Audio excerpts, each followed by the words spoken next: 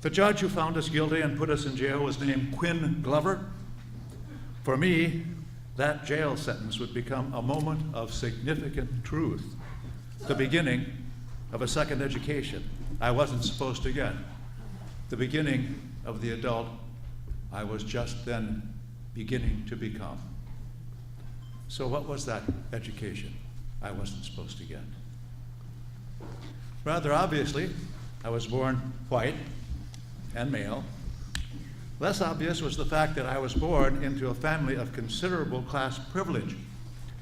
When I first became aware of things around me back in Minneapolis, Minnesota, in the late 1930s, my family and I were living in a house with 5 fireplaces, 7 bathrooms, a live-in maid, and for the first 7 years of my life, I was raised by a governess.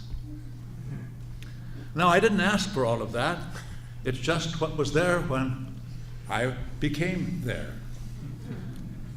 Like all of us, we don't get a chance to choose where we begin, but we do get a chance to choose what we do with where we begin. And that's the story of me.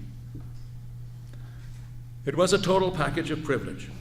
There were private schools, private clubs, and private summer camps. There were tennis lessons and sailing lessons and horseback riding lessons. Oh, yes. The first world I learned, my first education, my first identity, was a world I learned from top down, a world I lived from top down, from inside privilege and inside power. But nobody back then told me that. 50 years ago this weekend, one of my own kind, a white male of class privilege, Judge Quinn Glover sent me to jail. For the first time in my life, I found myself in a space I had never been before, outside power, and regarded by power as the enemy of power.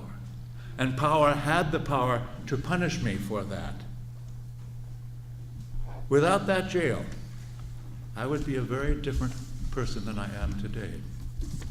Without that jail, I would have remained self-satisfied and tame, enjoying without thinking about it the privileges I got with my birth. I came south 50 years ago riding a bus because I wanted to help black folks get some of the public freedoms I already enjoyed. Not a very radical or radicalizing reason, a kind of noblesse oblige. Instead, the black community of the South saved my life.